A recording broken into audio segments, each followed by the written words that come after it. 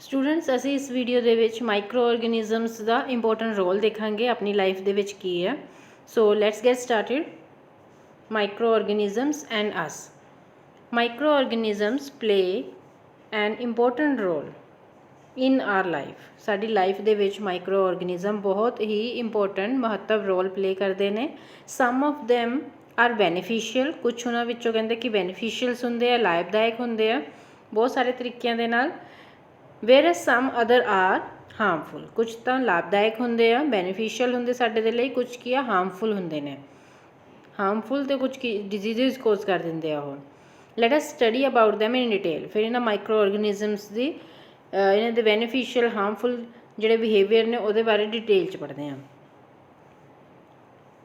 इस वीडियो दे विच असीं इहदे सिर्फ बेनीफिशियल रोल देखांगे, इंपोर्टेंट रोल की है, की फायदेमंद है साडे लई।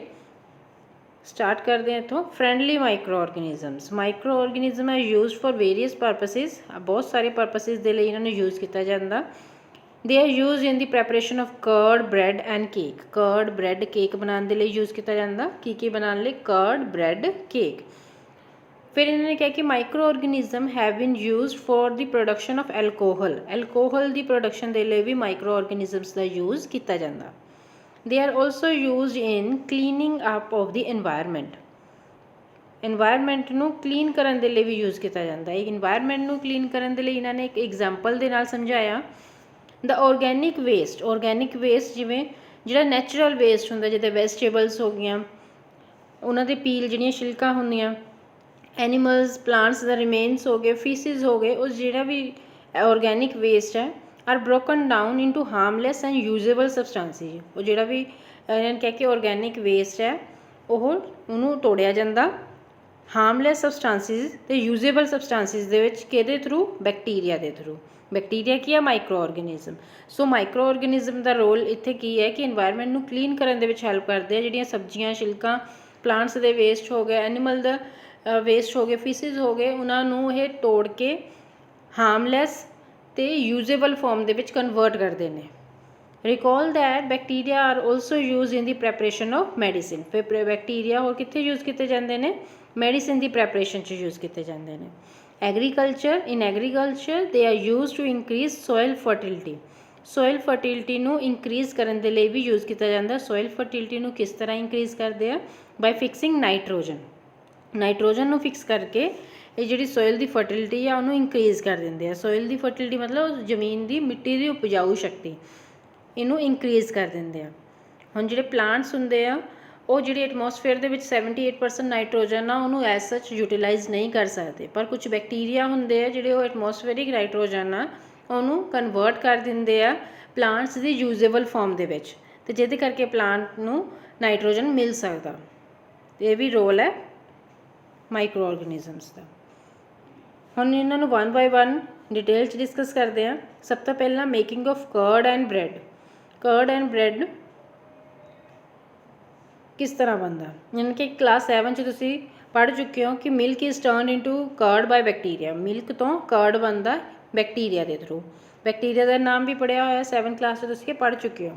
किहड़ा बैक्टीरिया सी? लैक्टोबैसिलस। ये तुसी नाम याद रखना कि दुध तो दही बनता बैक्टीरिया के थ्रू, वो बैक्टीरिया का नाम है Lactobacillus. It multiplies in milk and convert it into curd. दुध के विच जदों आपां जाग लगाते हैं, जाग दे नाल की हुंदा थोड़े जे बैक्टीरिया असीं पहले इंसर्ट कर देंगे हैं, फिर वो हौली हौली टैंपरेचर जिद्दां जिद्दां टाइम इंक्रीज़ करी जाता तो वो मल्टीप्लाई कर देंगे हैं, तो वो सारे दुध नूं कर्ड दे विच चेंज कर देंगे हैं। Bacteria are also involve in making of cheese, pickles and many other food item. वो बहुत सारिया फूड आइटम बनाने विच इन्हां दा यूज़ किया जाता। N important ingredient of rava, idli and bhatura is curd. इन्होंने कहा कि जो रवा, इडली, बटूरा बनता वो कर्ड पाया जाता। हुण इन्होंने क्वेश्चन पूछा कि कैन यू गैस वाई, वो कर्ड क्यों पाया जाता? Bacteria and yeast are also helpful for fermentation of rice, idli and dosa batter. जो डोसा बैटर हो गया, राइस, इडली, उन्होंने फर्मेंट करने के भी हैल्प करते हैं माइक्रो ऑर्गेनिजम्स। नैक्सट इन्होंने एक्टिविटी 2.3 है, ये दस्या हुआ भी कि ये की है देखते हैं ये इन्होंने हाफ kg फ्लोर लिया, आटा लिया, कणक का आटा हो सकता, मैदा हो सकता, ਉਹਦੇ ਵਿੱਚ ਇਹਨਾਂ ने ਸ਼ੂਗਰ पा दी। पहला हाफ kg फ्लोर लिया, उस कुछ शूगर पा दी, मिक्स विद वार्म वाटर पा दिता, add a small amount of yeast. हुण इत्थे यीस्ट की है, एक माइक्रो ऑर्गेनिज्म है। यीस्ट पाउडर पाया स्मॉल अमाउंट दे विच, एंड नीड मतलब गुनना, and knead to make a soft dough तैयार हो जाएगा जिहड़ा गुन्निया होया आटा। What do you observe after 2 hour, जो गुन लिया आटा, फिर इन्होंने कहा कि 2 घंटे बाद तुसीं की ऑबजर्व करोगे। Did you find the dough rising, पहला मान लो पहली वाली पिक्चर देखो, मैदा विद यीस्ट पाउडर इस तरह का डो बनया, बाद में जो देखा 2-3 घंटिया बाद तो इस तरह फुलिया होया नज़र आऊगा। हुण ये फुलिया होया क्यों फुल जाता, yeast reproduces rapidly, yeast microorganism और रिप्रोड्यूस करता rapidly and produces carbon dioxide, तो वो एक गैस पैदा होती है जिसका नाम है कार्बन डाइऑक्साइड। तुसीं ये नाम भी याद रखना भी किहड़ी गैस पैदा होती है, कार्बन डाइऑक्साइड जो रेस्पिरेशन होती है। Bubbles of the gas fill the dough, और जोड़े बबल्स ने गैस के वो डो नूं फिल कर देंगे तो वह वॉल्यूम इंक्रीज़ हो जाता, इस करके वो फुल जाता। हुण इस क्वेश्चन आ सकता भी यीस्ट पाउडर पाने ते जिहड़ा डो है आटा है वो फुल क्यों जाता, कार्बन डाइऑक्साइड गैस करके। कार्बन डाइऑक्साइड गैस जिहड़ी है जिहड़ी स्पेस हुंदी है उहदे विच फिल कर जाती है बबल्स की फॉर्म दे विच, जिहदे करके उहदा वॉल्यूम इंक्रीज़ कर जाता। This is the basis of the use of yeast in the baking industry for making bread. किसी भी चीज़ में असीं फ्लफी जिहा बनाना, फ्लावर देने, जिद्दां भटूरे तुसीं देखे होने फुल्ले फुल्ले हुंदे आ, क्यों, क्योंकि उह कर्ड पाया हुंदा जां यीस्ट पाउडर पाया हुंदा, जिहदे करके फुल्ले फुल्ले हुंदे आ।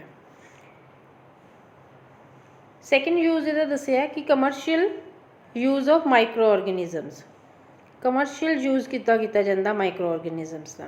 Micro organisms are use for the large scale production of alcohol, wine and acetic acid जिन्होंने विनेगर कहते हैं, सिरका कहते हैं। क्लीयर। कमर्शियल यूज़ के माइक्रो ऑर्गेनिज्म कितने यूज़ किए जाते, एल्कोहल, वाइन, एस्टिक एसिड बनाने यूज़ किया जाता।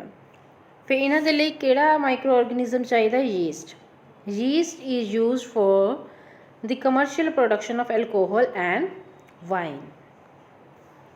For this purpose yeast is grown, इस परपस के लिए यीस्ट नूं ग्रो मतलब उगाया जाता नैचुरल शुगर ते present in grain like barley, wheat, rice, crushed, fruit juices. क्योंकि इस कमर्शियल प्रोडक्शन के एल्कोहल ज़्यादा अमाउंट के बनानी है तो सानू यीस्ट की अमाउंट भी थोड़ी ज़्यादा चाहिए होंगी है, तो ज़्यादा के लिए असीं की करते हैं शुगर ते ग्रो करते हैं।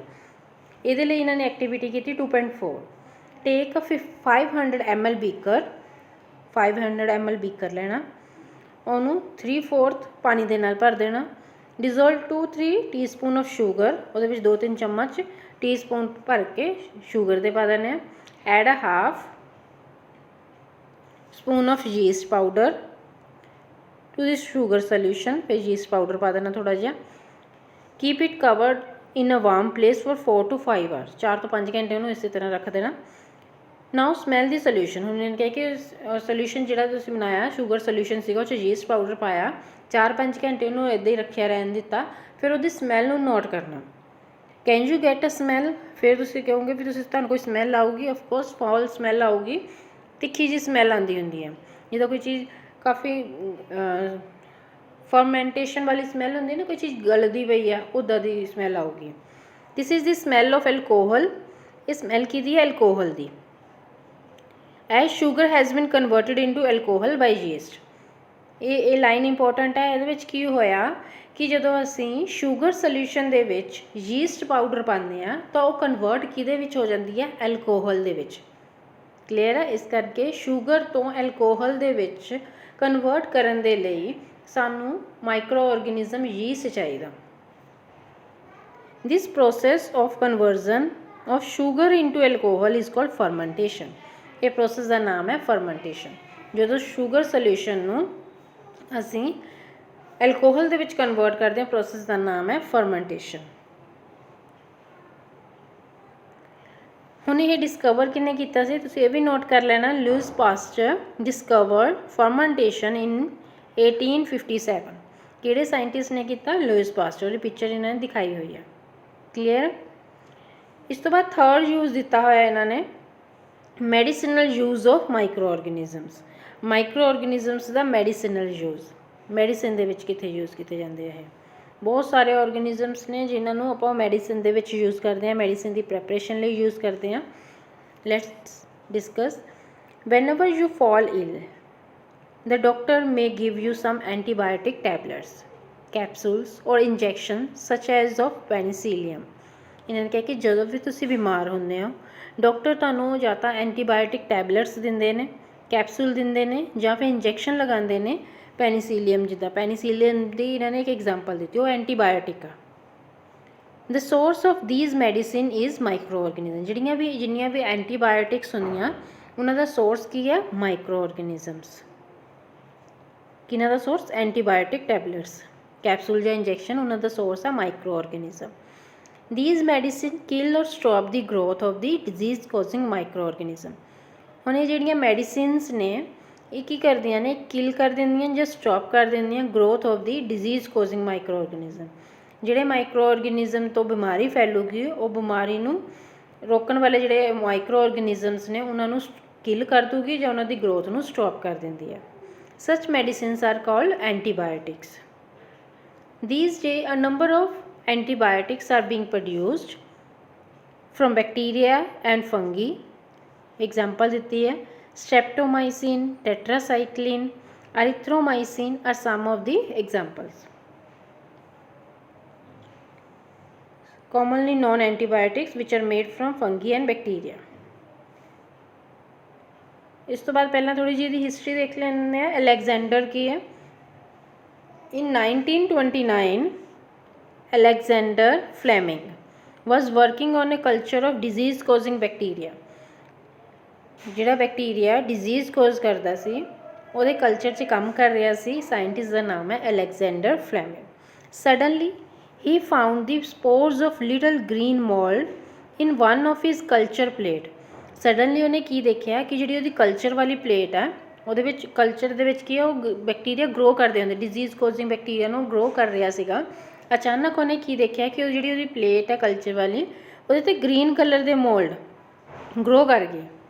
ही observed that the presence of mould prevented the growth of bacteria. फिर उन्हें की ऑबजर्व किया भी जिहड़े ग्रीन कलर के मोल्ड वो कल्चर वाली प्लेट पर आ रहे हैं उहदे नाल उहदी बैक्टीरिया की ग्रोथ प्रिवेंट हो रही है, रुक रही है।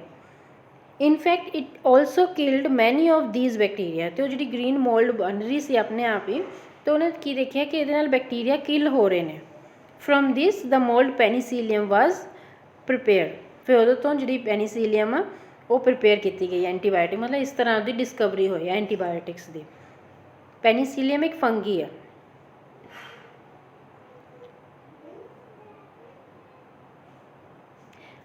हुण the antibiotic are manufactured by growing specific micro organism. किस तरह मैन्युफैक्चर कीतियां जांदियां, किसी माइक्रो ऑर्गेनिजम नूं स्पैसिफिकली ग्रो किया जाता, फिर यूज़ किया जाता अलग अलग वैरायटी दी डिजीज़ नूं क्योर करन दे लई। Antibiotics are even mixed with the feed of livestock and poultry to check microbial infection in animals. They are also use to control many plant disease. इन्होंने प्लांट डिजीज़ हो गया, animal disease हो गया, poultry दियाँ कोई हो गई उन्होंने दियाँ डिजीज़ नूं चेक करने लिए भी यूज़ किया जाता। It is important to remember that antibiotic should be taken. ये इंपॉर्टेंट है। हुण इन्होंने कहा कि की इंपॉर्टेंट है ये विच, remember that antibiotic should be taken only on the advice of a qualified doctor. सिर्फ क्वालीफाइड डॉक्टर जे तुहानूं रिकमेंड कर रहा तां ही लैनियां चाहिए, नहीं तो नहीं। Also you must complete the course prescribed by the doctor. जिहड़ा डॉक्टर ने कोर्स दस्सिया होया भी किन्ने टाइम लिए लैनी है उन्ने टाइम दे लिए ही लैनी है। If you take antibiotic when not needed और in wrong doses it may make the drug less effective when you might need it in future. इन्होंने कहा कि जे तुसीं जी एंटीबायोटिक्स लै रहे हो जो जरूरत नहीं है, जो रॉन्ग डोज दे विच लै रहे हो, जो एक डोज क्या तुसीं 2 लै रहे हो 3 लै रहे हो, अलग अलग डोजेज च लै रहे हो तो इन्नी इफेक्टिव नहीं होगी एक्चुअली जो तुहानूं उहदी जरूरत होगी।